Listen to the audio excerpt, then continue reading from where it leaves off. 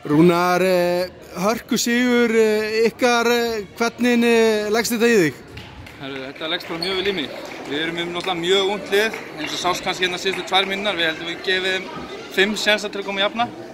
En bara krafturinn og orka sem við erum með okkur lið, það skilar okkur langt og það þekkjast þetta mjög vel, þannig að við eigum að geta nýtt okkur það svolítið mikið. Krafturinn og þetta er allt heimastelpur sem að þekkjast vel.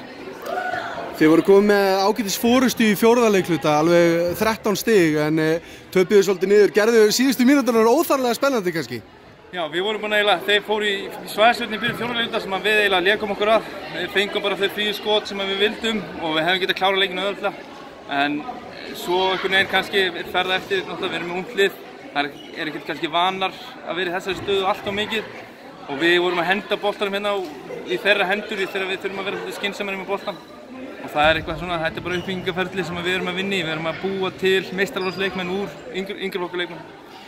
Mikið af töpuðum boltum, reyndar hjá báðum liðum. Er þetta haust svona rið eða hvað er þetta? Já, ég held það nú ekki.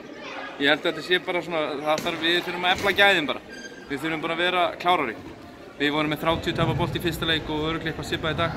En við erum með 4 tapabolt í fyrsta leikhluta en svo 10 eftir það. Þannig að þetta er svolítið svona upp og niður, við þurfum að finna meiri stöðuleika.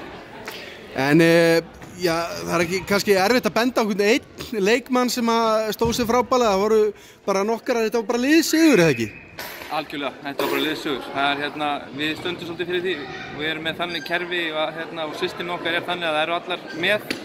Og við þurfum að fá stig úr mörgum áttum. Við erum kannski ekki með neitt stjörnuleikmann þannig laga. En það er líka mjög erfitt að dekka þannig leið. Þú veist ekkert hvar við ætlum að fá skotið.